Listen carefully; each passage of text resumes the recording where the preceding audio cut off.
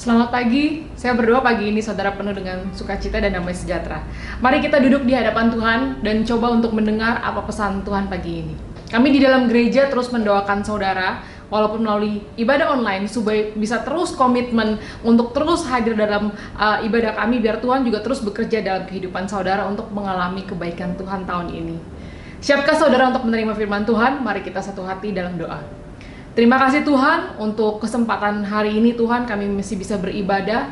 Bukakan hati pikiran kami Tuhan, sehingga kami bisa menerima Tuhan apa yang menjadi firman-Mu Tuhan. Biar hati kami seperti tanah yang subur Tuhan, yang mau menerima Tuhan apa yang menjadi pesan Tuhan. Terima kasih Tuhan, di dalam nama Yesus, amin.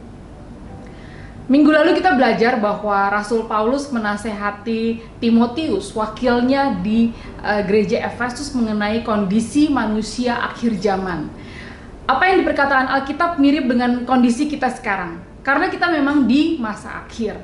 Dikatakan manusia akan mencintai diri sendiri dan menjadi hamba uang, sombong, berontak kepada orang tua dan tidak tahu berterima kasih, tidak memperdulikan agama, tidak mau mengasihi, ikut hawa nafsu dan begitu banyak kriteria lainnya di 2 Timotius 3. Orang Kristen yang kelihatannya Kristen tapi tidak percaya akan kuasa Allah, yang tetap melakukan dosa seperti karakter manusia akhir zaman.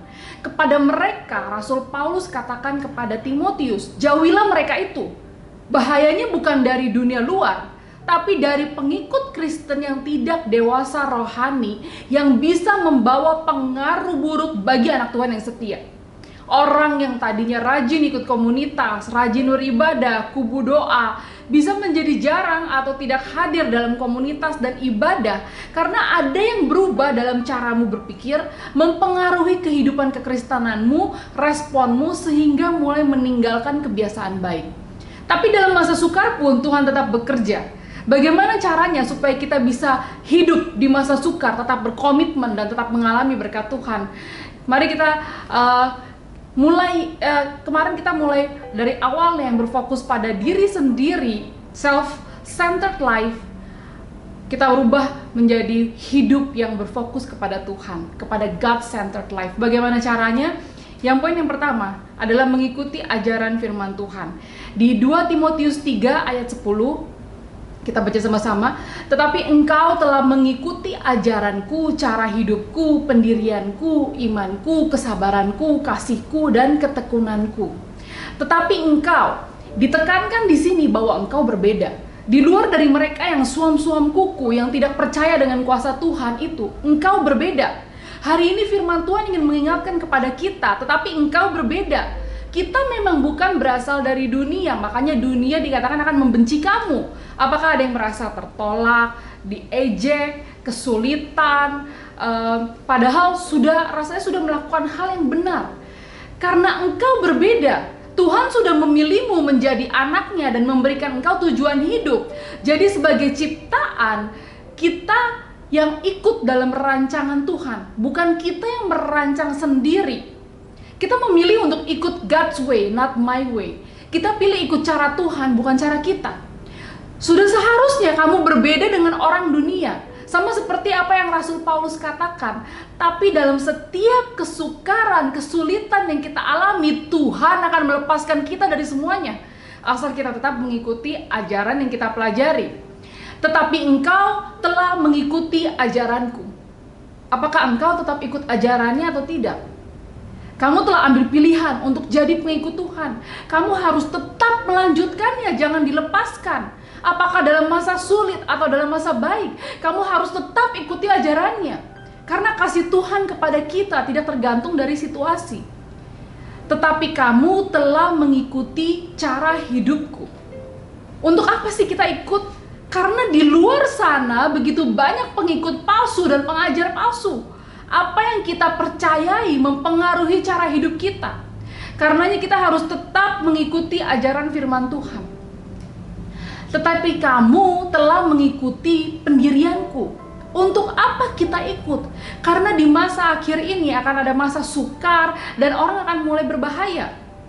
Kalau kamu nggak ikutin cara Tuhan, nanti kamu bisa melenceng dari purpose awal atau tujuan awal kamu diciptakan. Tetapi kamu telah mengikuti imanku, kesabaranku, kasihku, dan ketekunanku. Untuk apa kita ikut? Karena akan ada masa sulit dan persekusi sebagai pengikut Tuhan. Jadi nasihat Rasul Paulus ini berguna bagi kita untuk berjaga-jaga di masa akhir ini. Di zaman sekarang, salah satu cara untuk kita bisa terus konsisten adalah tertanam dalam gereja lokal. Ikut komunitas, ikut kubu doa. Kita ada setiap minggu komunitas pria, wanita, youth, sampai kids. Mungkin ada yang sudah mulai malas ikut komunitas. Firman Tuhan katakan, jangan menjauhkan dirimu dari pertemuan ibadah yang dibiasakan oleh beberapa orang menjelang hari Tuhan yang mendekat. Jangan skip ibadah, skip komunitas kita walaupun masih online. Ini penting untuk jiwamu dan keselamatanmu di masa yang sukar ini. Poin yang kedua, ada harga yang harus dibayar. Di 2 Timotius 3 ayat 12 katakan, memang setiap orang yang mau hidup beribadah di dalam Kristus Yesus akan menderita aniaya. Ada beberapa negara yang saat ini sulit untuk beribadah kepada Tuhan seperti di Afghanistan. Saat ini orang Kristen di sana dicari dan bisa dibunuh dan dipersekusi kalau mereka pengikut Tuhan. Mereka sekarang bersembunyi di gunung dan mereka matikan HP, jadi mereka off grid, nggak bisa dilacak. Bahkan di HP mereka itu akan dicek, tidak boleh ada aplikasi Bible atau Alkitab. Dalam persekusi malah semakin banyak orang ikut Yesus di sana. Puji Tuhan. Kita di sini, kita masih mengucap syukur, kita masih bisa bebas beribadah. Aniaya atau persekusi ini bisa juga pada saat standar moral dunia yang semakin jahat, memaksa kita untuk kompromi. Pada saat kita ikut standarnya firman Tuhan, tapi kok sepertinya nggak seenak orang lain ya yang kompromi sama dunia. Ini adalah bentuk persekusi. Ada harga yang harus dibayar. Mungkin ada yang berpikir, wah susah banget sih jadi orang Kristen, karena kita sudah dibutakan dari cara berpikir yang salah. Kita mau terima berkat, tapi kita tidak mau pikul salib, kita nggak mau susah. Ayat ini katakan bahwa tiap orang yang mau beribadah kepada Kristus Yesus akan menerima aniaya.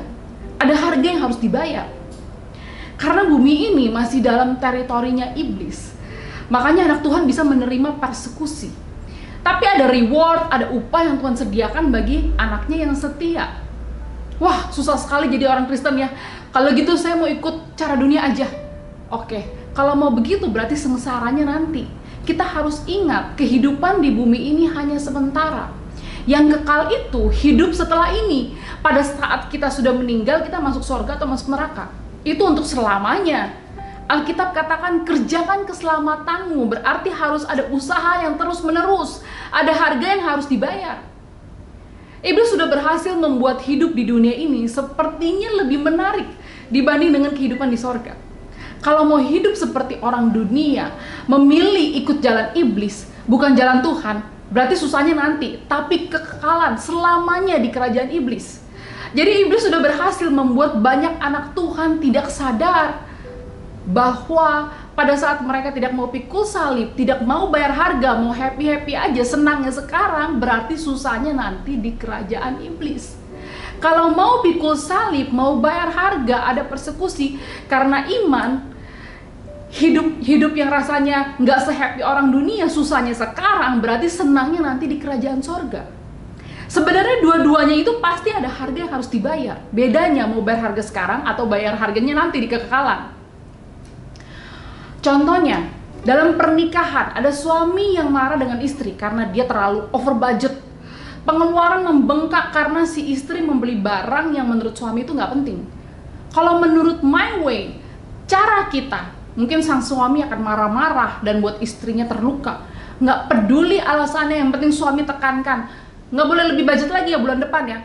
Dengan cara singkat gitu. Jadi suami bisa keluarkan marah-marahnya dan membuat istri kelihatan kapok. Dalam jangka panjang, hubungan suami istri tidak akan harmonis dan akan ada masalah dalam komunikasi. Tapi kalau cara Tuhan, God's way, sang suami akan berusaha menunggu istrinya memberi penjelasan. Sambil menunggu, suaminya bisa mendoakan istrinya dan mendoakan diri sendiri biar tidak gampang marah. Caranya mungkin terkesan lebih panjang, tapi suaminya ini mengikuti cara Tuhan. Dia mempercayakan situasinya kepada Tuhan. Dalam jangka panjang mungkin masalah over budget akan datang kembali, tetapi komunikasi akan tetap lancar dan menjauhkan mereka dari bahaya cekcok. Suami akan memilih untuk memaafkan daripada kepahitan dan mempercayakannya kepada Tuhan. Ada cerita lagi seorang wanita yang giat bekerja di perusahaan selama 10 tahun. Sebentar lagi perusahaan akan memilih orang untuk dipromosikan. Yang dipilih ternyata adalah orang baru yang baru bekerja selama 1,5 tahun di perusahaan. Kalau cara kita, mungkin kita bisa marah-marah dan kita langsung ajak ketemu teman wanita yang lain untuk curhat. Mulai bicara, waduh harusnya dia nggak pantas tuh untuk posisi itu. Pasti gara-gara deketin bos. Cara singkatnya, mungkin dia akan lega karena sudah curhat. Tapi di jangka panjang, wanita ini tidak akan bisa merasa konten atau secure dan bisa mempengaruhi performance kerjanya dia. Kalau cara Tuhan, harusnya dia tidak ambil waktu untuk bicara gosip dengan temannya, karena ada bahaya di perkataan. Pada saat dia merasa dikhianati oleh perusahaan, dia akan berdoa kepada Tuhan. Dan dia percaya, oh Tuhan punya rencana yang baik untuk hidupnya, walaupun dia nggak dapat promosi yang kemarin. Jangka panjangnya, wanita ini yang memilih jalan untuk yang Tuhan pilih, dan dia percaya hidupnya akan baik di tangan Tuhan. Kalau kita lihat dari dua cerita di atas, cara kita seringkali kita mau ambil jalan singkat, shortcut, yang nggak susah, tapi ternyata ada efek sampingnya. Kalau cara Tuhan, kesannya itu lebih sulit, ada harga yang harus dibayar, tapi lebih memberikan sukacita, ada rewardnya, ada berkat Tuhan, dan damai sejahtera untuk jangka panjang. Hari ini Tuhan ingatkan, engkau berbeda. Cara hidupmu, pemikiranmu, imanmu, ketekunanmu, kesabaranmu memang harus berbeda dengan dunia. Kita harus terus mengikuti ajaran firman Tuhan dan mau bayar harga, mau pikul salib. Karena inilah yang bisa membuat kita bisa bertahan di masa sukar ini, di mana banyak pengikut palsu dan pengajar palsu. Dan Tuhan ingatkan, Tuhan menyediakan reward dan upah bagi mereka yang setia sampai akhir. Mari mulai hidup berpusat pada Tuhan dan bukan pada diri sendiri. Izinkan saya untuk berdoa. Terima kasih Tuhan untuk pagi hari ini Tuhan. Biar setiap firman yang ditabur Tuhan akan membukakan mata hati pikiran setiap yang menonton Tuhan. Biar saat ini Tuhan mereka sadar Tuhan mereka berbeda. Dan Tuhan sangat mengasihi mereka. Sehingga mereka pada pagi hari ini diingatkan bahwa mereka harus menang. Mereka harus bisa bertahan di dalam masa sukar Tuhan. Agar mereka bisa mau menerima, ambil bagian Tuhan. Mau pikul salib Tuhan. Sehingga mereka bisa menerima reward atau upah yang sudah Tuhan sediakan bagi anak-anakmu yang setia di dalam Tuhan. Di dalam nama Yesus Tuhan. Amin. Thank you for watching. I hope you're blessed. Happy Sunday.